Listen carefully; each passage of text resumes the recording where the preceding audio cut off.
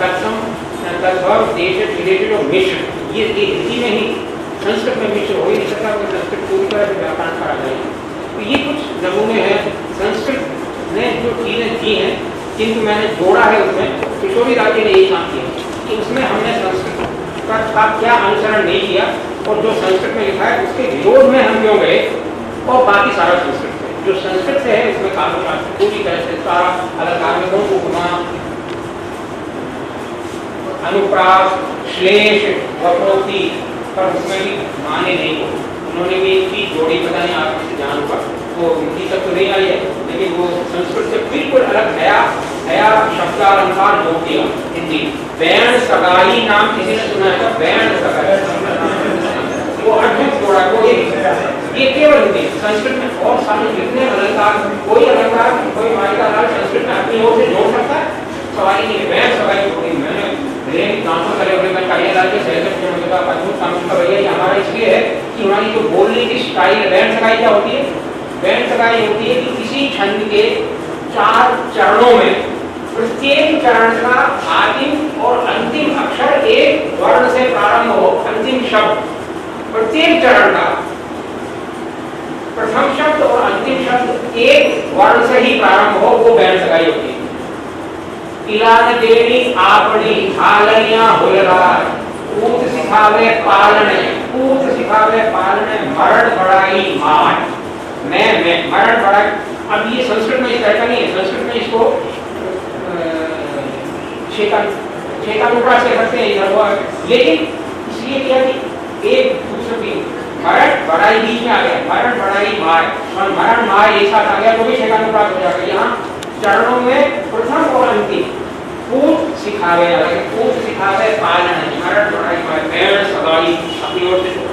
मेरे ख्याल से इसका अध्ययन हुआ करने लगे, मैं करवाऊंगा। इस पर अध्ययन होना चाहिए कि अलंकार शास्त्र में क्या चीजें जोड़ी गई हैं, छंद शास्त्र में क्या चीजें जोड़ी गई है, वो तो आप जाने। काव्य शास्त्र में क्या चीजें जोड़ी गई, हिंदी में काफी चीजें बाद में जोड़ी। ये कुछ नमूने हैं जो भाषा के पारस्परिक, भाषाओं के पारस्परिक आदान प्रदान का शोधात्मक अध्ययन करने से आवश्यक होते हैं। हम बोल होते हैं तुरंत बदल नहीं लगते।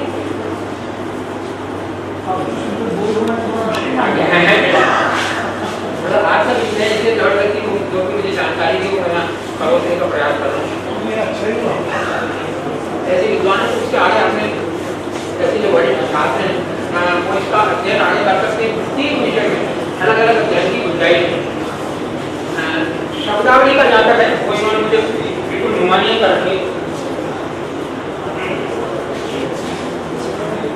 शब्दावली का तो सारा काम इन दिनों में संस्कृत का जो ऋण हिंदी पर है उसका सबसे बड़ा एहसास हुआ जो ही हमने ये तय किया कि सारे भारत की शिक्षा में पहले केवल अंग्रेजी, इसमें भी मैं बताता हूँ कुछ अंग्रेजों का ऋण, मैं भयंकर दुश्मन हूँ अंग्रेजों का जिन्होंने बराबर परिणाम रखा है, उनका ऋण यूनिवर्सिटी एजुकेशन उन्होंने कायम की।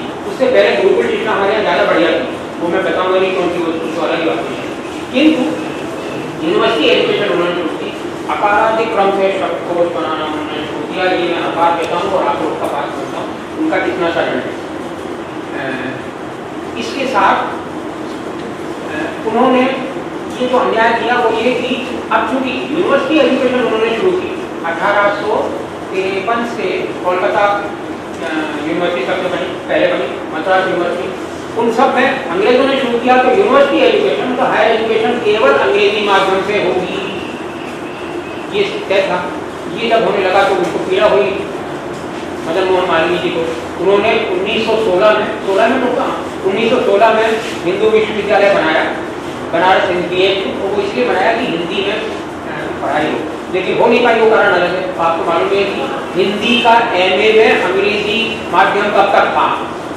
उन्होंने जब शुरू किया MA इन हिंदी में अंग्रेजी माध्यम से जवाब देना पड़ता था।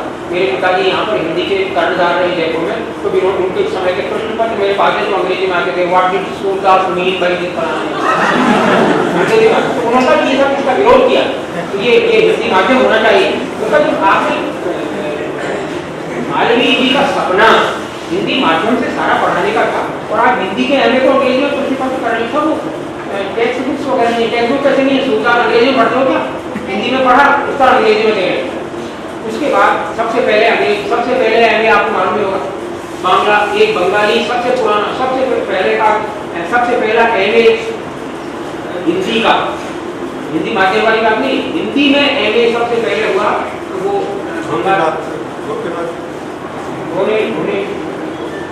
कोई मतलब बंगाल का था, निगम या कोई इस तरह का था, वो बाद में कोलकाता यूनिवर्सिटी में ही हिंदी माध्यम हो गया और फिर उसके बाद आया बनारस हिंदू यूनिवर्सिटी में हिंदी माध्यम से एमए। तो वहाँ पर उन्होंने प्रयोग के रूप में पढ़ाना शुरू किया। उसके बाद ये बायोलॉजी की ये सब दावली ये सब वो मराठी में बनी, वो सब संस्कृत की। उसका एक ही उदाहरण देता हूँ, आपने मान्य किए लेकिन मैं एक उदाहरण देता हूँ वो कैसे संस्कृत में गई। वो देखिए आप, ये मोटा उदाहरण ये है, जब साइंस पढ़ाना शुरू हुआ तब उस समय नाथुराम जी पीछे जाके बैठे। कल परसों हमारी इतनी चर्चा हो चुकी थी कि संस्कृत के पक्षधर ने संस्कृत सिखाने के और शिक्षित डायरेक्टर कॉलेज में, तो उस समय जब माध्यम शुरू हुआ तब ये हुआ कि आपको पढ़ाने को तो तैयार है, हिंदी में ज़्यादातर बोलते हैं, साइंस वाला आप केवल अंग्रेजी में थोड़ी पढ़ाता है। हायर सेकेंडरी में आप लोगों ने भी, अधिकांश ने, आपके साथियों ने, आपके भतीजों ने हिंदी में हायर सेकेंडरी बहुत अच्छे नंबरों से साइंस में पास की होगी, वो तो हिंदी में खूब आ रही है। लेकिन जब बनने लगी थी तब मुश्किल होती है, हर एक शब्दावली, एक नमूना मैं हर बार दिया करता हूँ जो संस्कृत से जो कि तो लिया है और वो संस्कृत में जीता जाता है, वो है कि लॉ ऑफ मोशन,